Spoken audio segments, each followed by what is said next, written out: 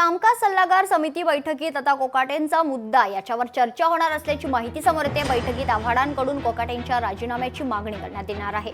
तर सरकारने कोकाटेंचा राजीनामा घ्यावा यावर आता आव्हाड ठाम आहे। तर कोकाटेंच्या राजीनाम्याबाबत दार्वेकरांना पत्र देतोय कोकाटेंकडून दिघोळेंचा खरं तर अरेतुरेचा उल्लेख यावेळी करण्यात आला असल्याचं वक्तव्य देखील आव्हाड यांनी केलेलं आहे।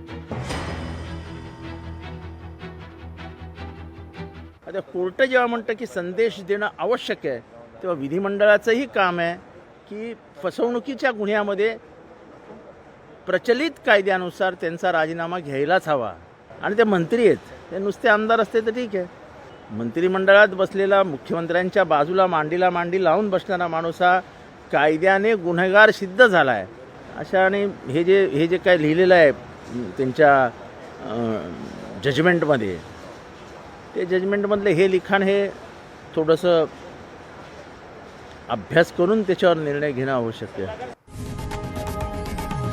लोकशाही मराठी ऐका, पहा, जागरूक रहा।